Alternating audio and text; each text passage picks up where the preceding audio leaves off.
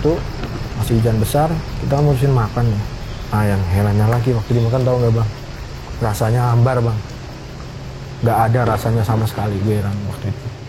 Nah waktu ambil makan tuh tiba-tiba mbak gue nyetuk gini, kok baunya kayak melati sama menyan ya, kayak gitu. Baunya melati sama menyan tiba-tiba. Padahal bau makanannya? Iya bau makanannya, bau lingkungannya. Setelah masuk tahu nggak bang, di depan ada apa? Ternyata mobil Kijang yang tadi yang sebelum kita pergi itu udah kecelakaan sama truk. Dan yang bikin herannya, penumpangnya yang 7 orang tadi udah tewas semua di situ, udah hancur semua. Makanya bapak gue bilang, ini bukannya mobil yang tadi, ini bapak tadi ngapalin plat nomornya di rumah makan, kayak gitu. Terus ibu gue juga nambahin, makanya ibu tadi kan suruh cepet-cepet, kalian kenapa? Waktu ibu ngaca, di kaca tadi waktu di parkiran, ibu ngaca lihat mereka itu udah jadi pocong.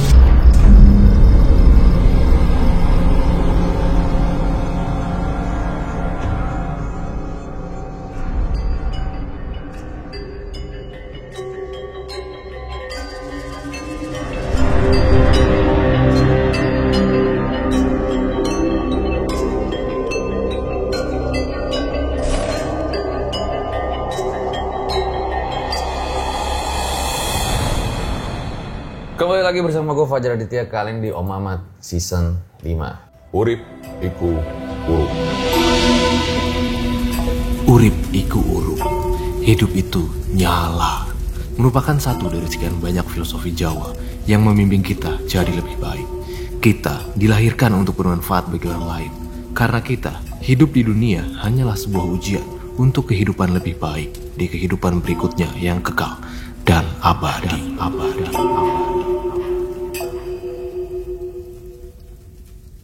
Salah satu versi kisah menyebutkan kalau dulu Alas Roban yang tadinya hutan belantara, hutan yang sangat lebat, pohon-pohonnya itu besar-besar, itu pertama kali dibuka di zaman Sultan Agung, Kerajaan Mataram saat berselisih dengan VOC. Nah, sekarang sih jalur Alas Roban itu udah ada jalur lama, jalur baru, tapi kalau kalian lewat jalur lama, itu memang kelok-keloknya itu cukup tajam dan berbahaya ya, apalagi kalau malam hari. Nah, Alas Roban juga tidak luput dari mitos-mitos yang ada di dalamnya. Salah satunya adalah pohon beringin putih ya, ketika kita mulai memasuki Alas Roban jalur lama. Nah, hari ini gue kedatangan seorang narasumber, wong Pemalang nih, yang punya pengalaman horor ketika masuk Alas Roban. Jadi katanya mobilnya itu penuh dengan pocong. Halo Mas Sulu. Halo bang. Wong Pemalang ya? Iya, orang Pemalang bang. Kalau di Pemalang itu makanan ciri khasnya opo? Kalau makanan khas tuh sana ada nasi grombyang. Grombyang itu apa? Jadi kayak, itu rawon bang. Rawon? Nah, nasi rawon tuh mirip ya. Nasi rawon tuh kan kuahnya kayak lebih hitam. Nah, kalau grombyang tuh kayak coklat ya gitu kuahnya. Oh, dagingnya daging apa? Dagingnya bisa daging sapi, bisa. Terus daging kebo. Daging kebo. Oh, jadi penasaran nih, pengen nyoba nih. Iya. Grombyang. Nah, punya pengalaman horor lewat Alas Roban tahun 2004. Iya, betul bang. Saat itu tahun 2004 Alas Roban tuh kayak gimana? Kalau waktu peristiwa gue tahun 2004 tuh ya, Alas Roban tuh kan masih, dulu belum ada namanya jalur baru kan, masih rame nih orang-orang masih lewat situ bang. Jadi masih asri banget hutannya, belum kayak sekarang kan ada orang jualan pinggir-pinggir jalan. Gue kalau malam masih gelap banget kayak gitu loh bang. Itu satu mobil isinya pocong semua, yang dilihat gimana? Jadi sebenarnya itu gue lihat ya ada mobil parkir bang. Iya. Mobil parkir di sebelah mobil gue, mobil keluarga gue itu. Yang dilihat ternyata penumpang yang di dalamnya itu pocong semua bang. Jelas tuh lihat? Jelas bang, pocong semua. Ditahan lu ceritanya? Iya. Nah buat kalian yang pengen ngirim cerita horor bisa banget lewat WhatsApp, IG gua, apa IG RJL atau DM. Langsung aja WA, nanti bakal dibalas sama adminnya. Langsung aja kita mulai Mamat Season 5 kali ini. Berikut adalah ceritanya.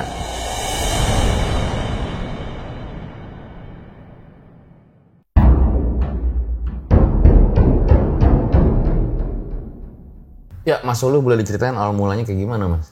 Jadi itu kan peristiwa terjadi tahun 2004 nih bang ya. Tahun 2004. Jadi gue satu keluarga itu, satu mobil isinya orang 7 nih. Bertujuh. Dari Pemalang ke Solo. Karena kan dulu kan belum ada tol. Jadi kita lewat bawah nih, belum ada tol. Jadi lewat Pekalongan, Alas Roban tuh kan habis itu. Batang, Weleri. Semarang sampai Solo. Nah, dari rumah nih kita berangkat jam 7 pagi. Nah, 7 pagi. Terus sekitar nyampe daerah Weleri itu masih jam 8 lah, setengah 9. Nah, karena kita tiap minggu selalu hampir bolak-balik ke Malang Solo itu, kita punya langganan rumah makan di daerah Weleri. Kita selalu makan di situ. Kita makan di situ itu biasa bang. Di daerah situ karena udah langganan nih, orangnya udah ramah banget sama kita. Udah ramah.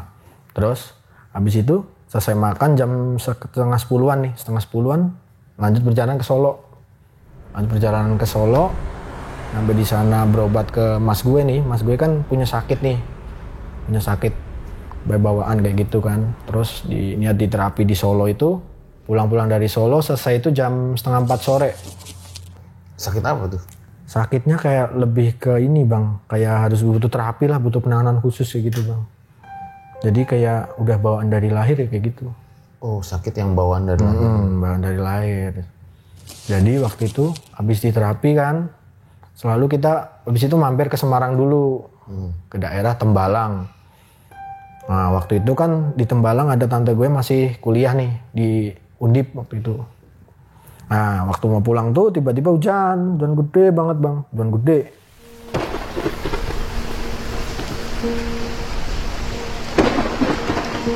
Terus kita memutusin, wah ini kalau nggak cabut juga mau pulang kemalaman, kata ibu gue ya gitu. Terus udah lah Pi, pulang aja ya, pulang. Begitu pulang. Nah karena waktu itu yang di mobil ada ini, ada yang saudara-saudara kecil kan, gue juga termasuk kan waktu itu kan. Karena waktu itu hujan gede kan, anak kecil rewel nih bang, rewel, minta makan. Nah, terus katanya si supir gue, udah mau makan yang tadi pagi aja. Tapi kalau kata bapak gue, enggak masih jauh itu pak, masih jauh, ini masih baru keluar Semarang, terus masih jauh. Terus habis itu kan tiba-tiba supirnya nemu nih, wah ini ada rumah makan nih pak. Nah terus waktu kita belok tuh, tiba-tiba berhenti di parkiran tuh. Kita sempat ngamatin, bokap gue sempat nanya ke sopirnya, mas nggak ada yang lain mas, kayak sepi banget kayak gitu. Terus kata sopirnya, bapak takutnya masih jauh pak, anak-anak udah pada lapar kan gimana. Terus ya udahlah nggak apa-apa lah. Nah karena waktu itu hujan, habis itu kita turun ke mobil agak buru-buru nih karena hujan gede bang waktu itu. Nah setelah masuk ke dalam itu, waktu kita parkir tadi itu udah ada mobil bang samping gue, mobilnya itu hampir sama nih, Kijang. Jadi mobil tuh Kijang itu belum turun penumpang tuh. Lampunya nyala, mesinnya nyala. Terus kan kalau ada AC-nya kan ngembun-ngembun dikit tuh kacanya tuh. Terus kita mutusin turun, masuk ke dalam. Ini daerah mana warungnya? Itu hampir masuk ke daerah Batang bang. Jadi mau ngelewatin yang Weleri tadi tuh udah kemalaman juga, udah tutup restorannya tadi pagi. Alas Roban ini? Hampir masuk Alas Roban. Tapi belum masuk? Belum. Oke. Nah udah mendekati Alas Roban tuh, kan kita mau makan tadi nih di restoran nih, udah mau masuk. Karena dingin kan, waktu itu nyokap gue nanya ke pelayannya, mbak, ini saya mau buang air kecil, toilet di mana ya mbak? Si pelayan cuma nunjukin gini doang bang, nunjukin kayak gini tanpa ekspresi. Dan yang gue heran, pelayan di situ itu biasanya kalau restoran tuh ya pakainya kan kayak baju-baju koki atau apa kayak gitu kan. Dia pakai baju kayak perawat putih kayak gitu. Cewek cowok? Perempuan bang, cewek. Perempuan. Jadi mukanya tuh pucet gitu, serem gitu kan. Cuman kita nggak curiga karena mukanya masih utuh biasa. Nah setelah nyokap gue tanya, sebelah sana tuh itu biasanya kalau pelayan kan nunjukin kan gini kan. Sebelah sana bu, toilet itu enggak. Dia cuma diem, natap ke ibu gue sambil kayak gini. Terus ibu gue kan sempat curiga kan. Terus habis itu karena udah kebelet berapa buang air kan, dia ke toilet nih. Nah karena waktu itu ibu gue lagi buang air, gue nunggu di depan. Ada pelayan satu lagi ngepel sama nyapu bang. Nah ngepel sama nyapu tuh di depan toilet tuh gue tanyain, mbak, kok restoran kok sepi banget sih mbak, nggak tutup aja ya gitu, kan udah sepi banget, udah malam kayak gitu.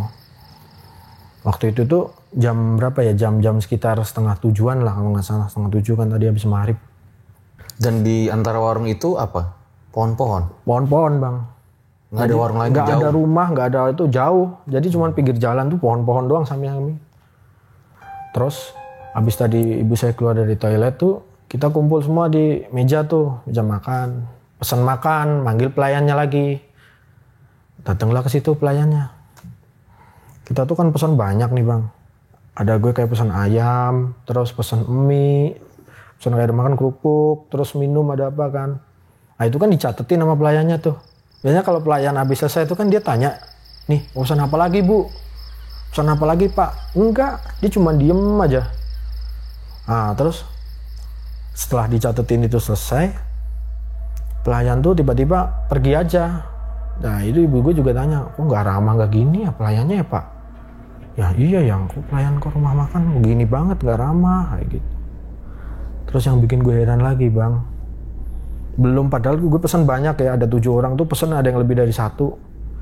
Itu dalam waktu kurang dari 10 menit udah datang bang makanannya. Nah makanan tuh gue juga heran, kok cepet banget ya kata ibu gue. Mbak ini cepet kayak gitu, mbaknya juga ditanya juga diem, cuman ngasih makan gini diem aja. Biasanya kalau orang habis itu kan tanya ada yang kurang nggak kayak gitu, silahkan dimakan, silahkan dinikmatin. Nggak ada, dia diem doang. Nah waktu itu masih hujan besar, kita ngurusin makan nih. Nah yang herannya lagi waktu dimakan tahu nggak bang, rasanya hambar bang, nggak ada rasanya sama sekali. Gue heran waktu itu. Lu makan apa? Waktu itu makan mie sama telur, ada nasinya. Setelah makan yang hambar itu tiba-tiba hujan sama angin tuh berhenti bang, serius. Hujan tadi lagi deres banget. Iya lagi deres banget, serius hujan lagi deres banget, tiba-tiba berhenti. Nah waktu sambil makan tuh tiba-tiba mbak gue nyetuk gini, kok baunya kayak melati sama menyan ya, kayak gitu. Baunya melati sama menyan tiba-tiba.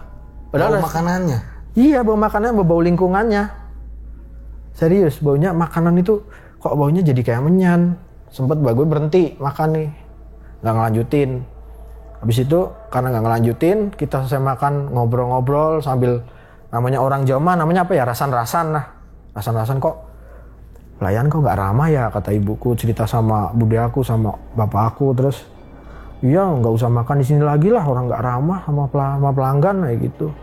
Nggak usah jadi langganan lagi di sini. Terus selesai makan itu selesai, ibu gue ke kasir bayar pun apa coba, waktu di kasir itu pelayan yang tadi ngelayanin itu pada diem semua di spotnya dia itu. Misalnya biasanya kalau pelayan mah jalan-jalan nih ya, jalan-jalan kemana ngambil piring kek, atau natain lauk kek, atau apa kayak di depan beresin kursi kek. Pelayannya seragam semua, pakai seragamnya sama perawat. Kayak perawat man. Itu serius, pelayannya pakai seragam kayak perawat putih itu loh. Jadi kayak bukan kayak seragam biasanya kalau rumah makan mah seragamnya beda ya, kelihatan mah kayak rumah makan. Itu seragam kayak perawat gitu loh. Nah terus setelah ibu gue bayar, ibu gue sempat nyeletuk ke pelayannya itu, mbak besok-besok yang ramah ya. Jangan rumah makan besar loh, biar ada pelanggan masuk gimana caranya yang ramah kayak gitu. Mbaknya itu nggak ada respon sama sekali, cuma ngasih uang kembalian, bahkan bilang makasih itu enggak ke ibu gue, diem aja. Ibu gue sampai setengah kesel waktu itu. Dan yang gue heran nih bang, selama kita makan 1 jam tadi, itu biasanya kalau rumah makan pinggir jalan besar tuh kan hampir ada mobil atau truk yang parkir nih ikut makan, itu nggak ada. Nah waktu kita mau pulang tuh, habis ngambil nerima kembalian nih ibu gue nih di kasir, terus gue sama bapak gue sama supir gue ngobrol di depan. Bapak gue tanya ke supir, mas itu kok perasaan mobil tadi itu udah datang dari tadi ya, dari kita sebelum datang itu mobil itu udah ada dari tadi ya, mesinnya nyala, terus lampunya nyala, AC-nya nyala, kok mereka nggak pada turun kayak gitu, kata bapak saya. Emang nggak mau makan, berhenti di sini doang? Ya itu pak nggak tahu pak. Coba akhirnya bapak gue sempat ngapalin plat nomornya nih, dicatat sama-sama plat G juga ternyata, tapi bukan satu daerah, bukan satu kota. Nah tiba-tiba waktu kita mau pulang, terus ibu gue kan ngerasa merinding tadi, bau-bau menyan tadi ya, bau-bau bunga, bau-bau itu. Nah kita waktu mau masuk ke mobil, ibu gue sempat benerin jilbab nih sambil ngaca di mobil sebelahnya itu. Terus nggak tahu kenapa ibu gue ngajak ini bang, ngajak cepetan. Nah cepet-cepet naik ke mobil, ayo. Naik nih. Terus waktu kita pergi mobil mundur, itu belum, mereka itu masih di situ mobil itu bang. Mobil yang sebelahku tadi itu masih di situ. Mereka nggak kemana-mana. Terus kita keluar dari rumah makan tuh kayak, bahkan waktu itu sempat hampir ketenggor mobil. Mungkin dikiranya kita itu keluar dari situ doang kayak gitu loh. Padahal di situ udah kayak ada yang ngarahin kita buat masuk ke jalan gitu loh. Nah, terus waktu kita mau masuk ke jalan itu, tiba-tiba di depan itu ada macet. Berarti kita jalan sekitar 50 meter dari situ, tiba-tiba udah macet nih. Padahal tadi pagi nggak ada perbaikan jalan loh kita lewat. Nah, terus bapakku sempat ngomong ke sopirnya, macet nih mas, sampai rumah jam berapa? Terus, wah nggak tahu nih pak, kayaknya panjang kayak gitu kan. Macetnya kita ikutin. Setelah macet tahu nggak bang, di depan ada apa? Ternyata mobil Kijang yang tadi yang sebelum kita pergi itu udah kecelakaan sama truk. Di depan itu udah dihempit sama truk. Dan yang bikin herannya, penumpangnya yang 7 orang tadi udah tewas semua di situ. Udah hancur semua. Ada yang lagi dievakuasiin sama pihak-pihak itu. Platnya sama? Platnya diapalin sama bapak gue tadi sama. Makanya bapak gue bilang, ini bukannya mobil yang tadi. Ini bapak tadi ngapalin plat nomornya di rumah makan kayak gitu. Terus, wah iya nih pak, kata supirnya kayak gitu. Ya, tadi mobil yang tadi juga warnanya sama kayak gini. Terus ibu gue juga nambahin, makanya ibu tadi kan suruh cepet-cepet, kalian kenapa? Waktu ibu ngaca, di kaca tadi waktu di parkiran, ibu ngaca lihat mereka itu udah jadi pocong. Mukanya ini udah darah-darah semua, ada yang udah hancur mukanya bang. Mukanya udah darah-darah semua, udah hancur. Terus yang bikin ibu gue takut itu, kok kenapa yang dilihat di situ pocong cuma ibu doang, ibu gue doang, yang lain lihatnya itu penumpang biasa. Oh tapi lu lihat juga di dalam mobil? Iya, lihatnya penumpang biasa kita lihatnya. Jadi nggak berubah jadi pocong, cuman nggak ada responnya aja mereka tuh tadi tuh. Masuk jurang mobilnya?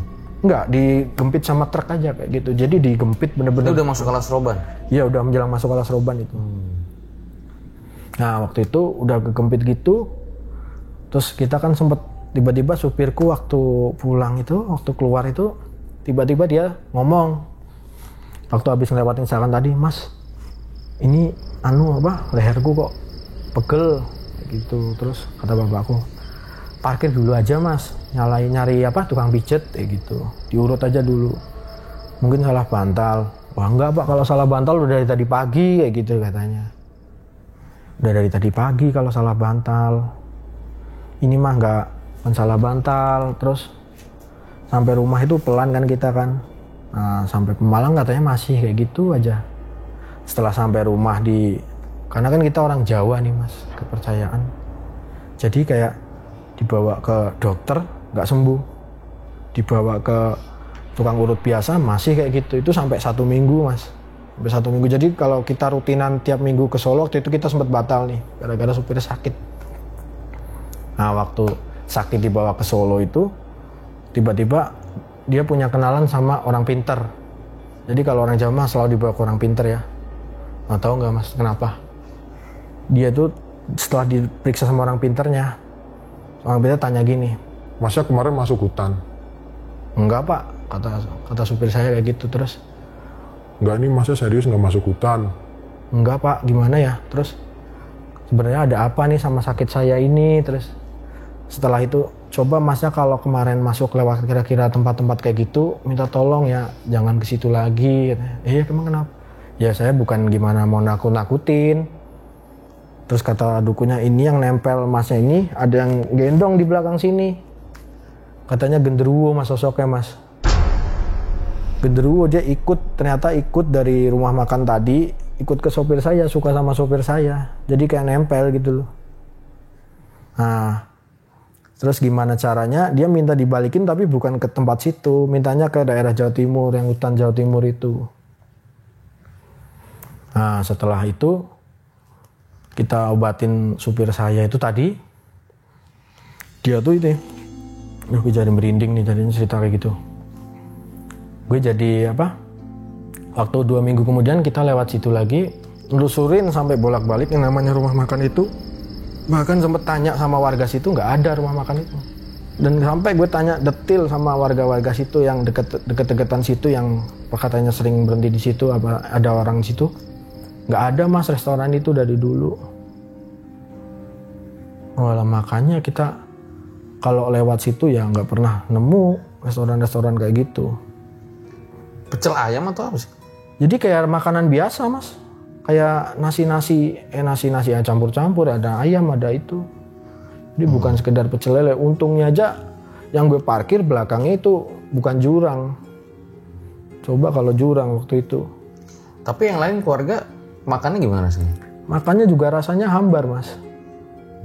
Jadi kayak waktu itu sempat ada yang sakit juga sih. Sakit tapi ya bisa diobatin. Cuman sakitnya itu kayak aneh gitu loh mas. Kayak nggak bisa, dokter tuh nggak tahu kayak gitu. Karena mungkin makanannya bukan makanan asli kayak gitu kan. Dokter sempat nggak tahu juga waktu itu. Berarti memang sering bolak-balik Alas Roban? Iya, waktu tahun segitu memang lagi sering bolak-baliknya, tiap minggu kita lewat situ. Hampir kayak rutenya kan, kalau dulu kan nggak ada tol kan kita lewatnya situ mesti. Iya. Akhirnya nggak tahu ya siapa yang mobil kecelakaan di depan itu, nggak tahu. Iya nggak tahu, nggak ngikutin mas. Cuman yang gue heran ya itu, dia itu belum pergi, belum jadi apa kok tiba-tiba di depan udah kecelakaan kayak gitu. Udah kejepit di depan. Berarti setelah kejadian itu udah nggak ada kejadian horor lagi? Kejadian horornya itu harus mulangin sosok genderuwonya itu ke daerah Jawa Timur. Tapi semua supir gue yang berangkat ke sono. Oh, itu berangkat beneran? Iya berangkat beneran mas. Karena kalau nggak dipulangin kata dukunya sih terjadi apa-apa. Entah itu ya dia jadi sial atau apa kayak gitu kan. Karena supirnya percaya kejawen kan namanya kan ya. Jadi harus dipulangin ke daerah Jawa Timur beneran gitu loh mas.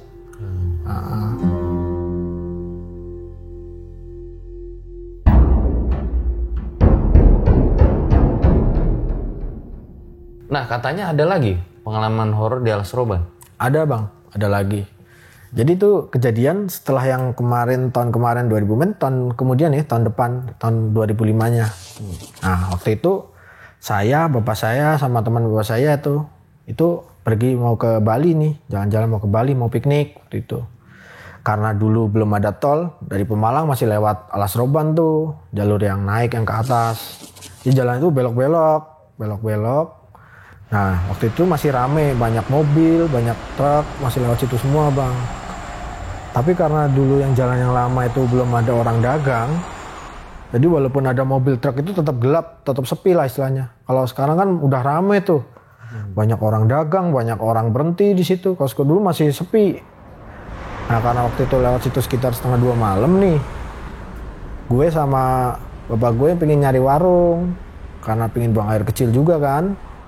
Lah sampai ke lewat Alas Roban tuh sekitar habis tanjakan itu bang, kalau nggak salah ya, habis tanjakan. Kalau waktu itu tuh habis tanjakan yang karena gue kan ambil jalur yang atas nih, yang lewatnya atas yang lama. Terus waktu itu nggak ada warung, tapi tiba-tiba di depan tuh bapak saya kayak lihat, wah ini ada warung, minggir dulu aja nih, bapak pengen pipis, ayo pengen kencing.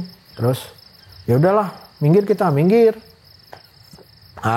tuh tiba-tiba warung itu tuh cuman ada mobil kita doang. Padahal logikanya kalau jalan sepi gitu, kalau istilahnya spot berhenti kan orang, namanya jalur padat nih ya, jalur Pantura kan padat, dia harusnya sempet-sempetnya pada berhenti di situ juga kan. Itu kayak nggak lihat ada warung di situ, nggak lihat ada orang dagang di situ. Nah terus waktu kita minggir tuh, waktu ayah saya mau kencing, tiba-tiba nanya nih ke toilet, Pak toilet di mana? Nggak ada gitu. Kalau kencing di pinggir-pinggiran aja. Terus kata bapak saya, wah nggak berani lah, orang ini hutan-hutan kayak gitu, takutnya ke pelosok ya, apa gigit ular atau. Yang kencing ada teman bapak saya. Coba sebelah mana pak? Aku numpang buang air kecil juga. Waktu mau kencing dia kesenggol ada batu di situ, kayak patok apa batu lah, bentuknya model batu kayak gitu. Nah, waktu buang air kecil di situ, tiba-tiba dia ngomong, kok ada patok di sini kok, perasaan kalau patok nggak boleh dibikin warung kayak gitu kan, karena kan biar kelihatan ada penanda di situ.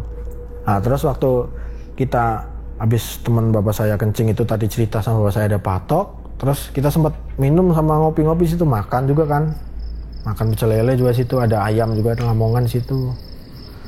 Terus sambil tanya-tanya ke bapaknya itu juga pandangannya juga nggak ada responnya juga. Cuma dia kosong, cuma matanya ini agak cekung bang. Jadi badannya tuh kurus banget. Terus matanya tuh cekung. Jadi kayak ke dalam gitu. Nah gue sempet merinding kan, cerita kayak gitu kan. Ingat kayak gitu terus tiba-tiba bapak saya ngomong. Bapaknya kok ditanyain diem, bapaknya diajak ngomong juga diem. Cuma nunjukin cuma, "Mriku mawon mas, arep pipis." Ngono ibaratnya pakai bahasa Jawa. Kalau artinya kan, "Situ aja mas kalau mau kencing," kayak gitu doang. Cuman habis nunjukin itu, bapak-bapak itu juga sempat pindahnya itu cepet gitu loh bang. Ibaratnya kalau dia jalan ke dalam kan kelihatan ya. Dia nggak tiba-tiba kayak udah di dalam aja kayak gitu. Udah di dalam di situ. Nah terus waktu itu kita habis makan nih sempat ngobrol bercengkerama sama bapaknya itu cuman nggih mboten kayak gitu doang. Nggak ada lanjutan dia cerita lagi. Seperti apa dia bisa di sini dari tahun berapa gitu nggak ada bang, nggak ada. Dia menceritakan di sini ternyata wilayahnya seperti ini itu nggak. Dia bapak saya cuma nanya kayak gini, dia pun jawabnya cuma nggih, oh mboten, oh nggih, oh mboten kayak gitu dok. Nah setelah itu kita pergilah ditanya. Nah pergi dari situ sekitar jam 3-an subuh.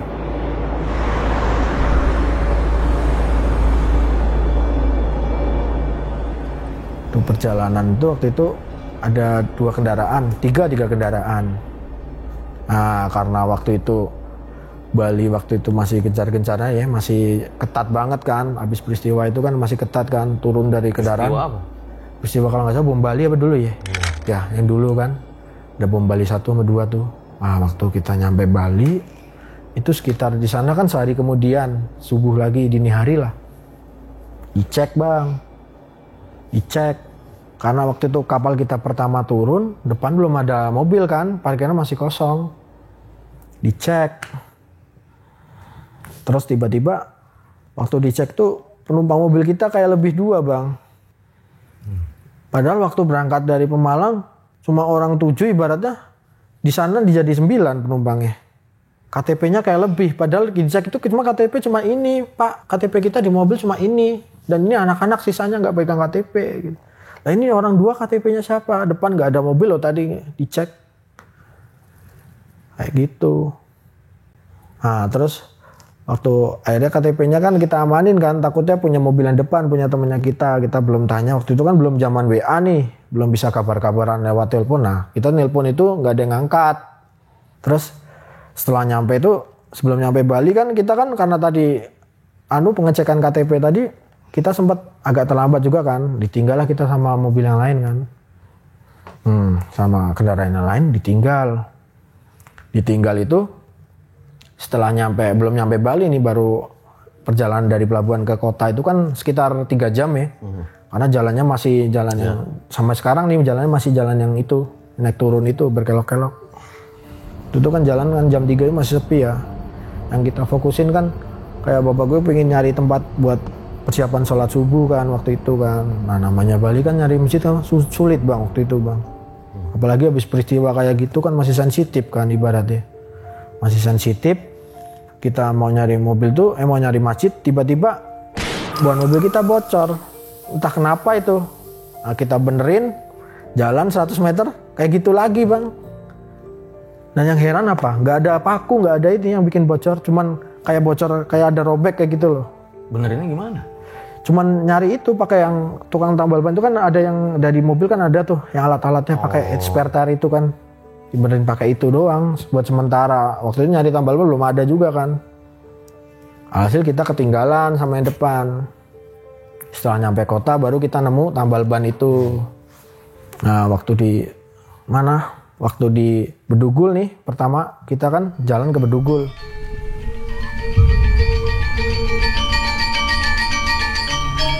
Nah nyampe Bedugul tuh perasaan gue sama rombongan yang depan tuh nggak ada rasa namanya jarak itu jauh banget gitu loh. Orang nyampe sana masih sama-sama jam segini. Tapi mereka udah di sono itu mereka malah udah mau cabut, udah mau pergi gitu loh. Terus kita tanyain, kenapa kok lama kali kalian gitu?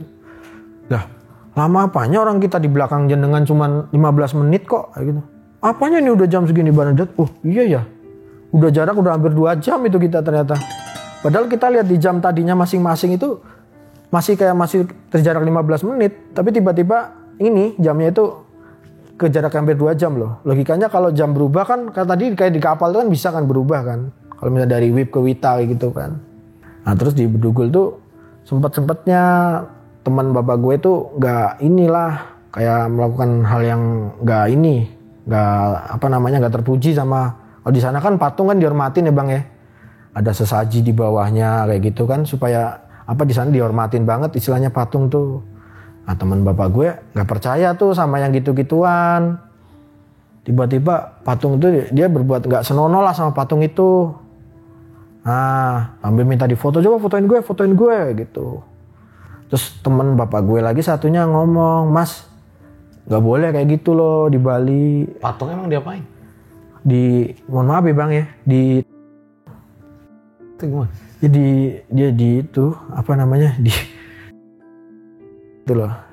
Karena patungnya kan nggak pakai baju ya, gitu. Mohon maaf ya. Gila temen bokap lu itu. Iya makanya itu. Teman bapak gue yang satu negur, Mas jangan kayak gitu Mas. Di Jogja nih, di Bali nih ininya. Punya kepercayaannya kita hormatin kayak gitu, adatnya kita hormatin, nggak boleh kita namanya kurang ajar di tempat orang gitu.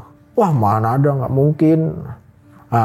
Setelah pulangnya dari objek wisata itu, kita kan dari hotel, nginep di sana sekitar 2 malam ya.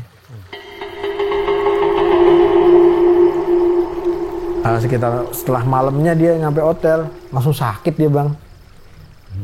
Sakitnya itu kayak aneh gitu loh.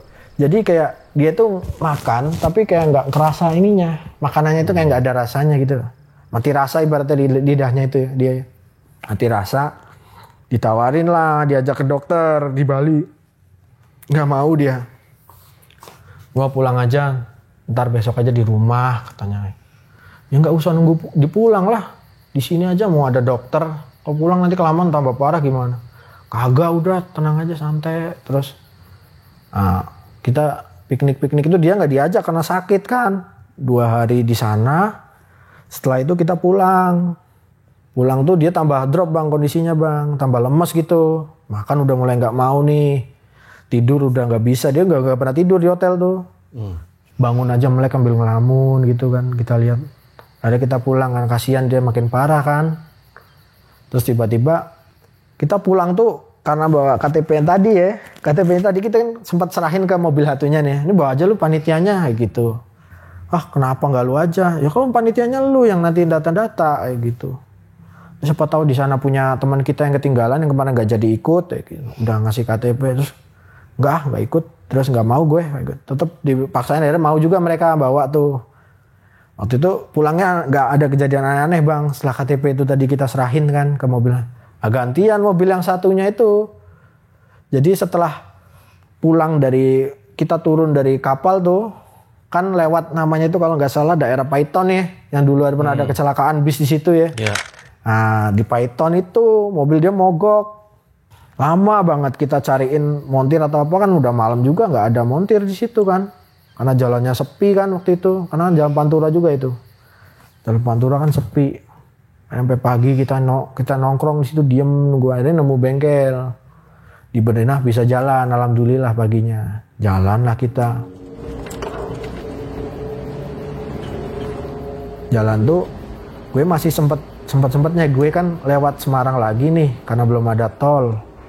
Gue masih nyari restoran tadi juga ya. Gue masih penasaran nih. Tetap gak ada itu bang. Jadi yang bikin gue takut tuh ternyata hutan belantara semua situnya. Daerah yang dulu itu yang kita makan tadi itu.